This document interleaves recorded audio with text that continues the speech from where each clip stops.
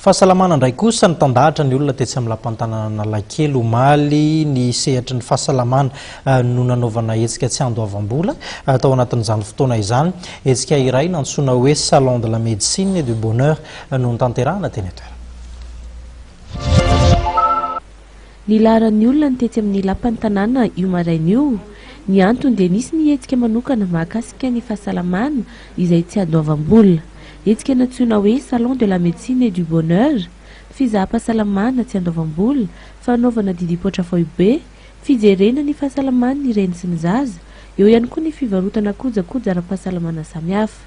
Misa 5 ireo trano eva ary 30 kosa ny mpandray anjara.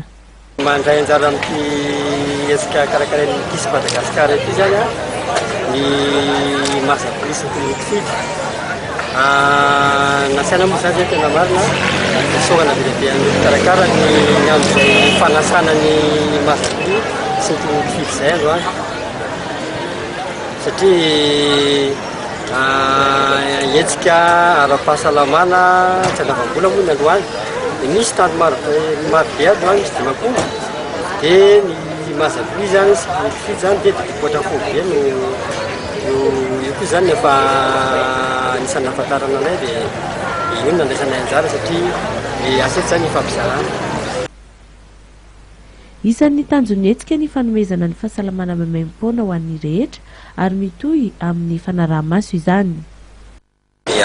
Hetsika nanomboka androany ity zany hetsika ara-pahasalamana ho an'ny dabobe dia mandritra ny 3 andro izy ity, ny alakamisy dia zoma dia sabotsy. Dia olona eo amin'ny 5 arivo eny eritreretina ho raisina ato amin'ny lampantanana Antananarivo zany, mena fizaham-pahasalamana, fitiliana, torohevitra maro isan-karazany momba ny izay aretina mety tranga rehetrarehetra zany. Mitohy ary ifarana amin'ny asa botsoavy izao ity hetsika ity izay totosaina etsy amin'ny lampantanana Analakely.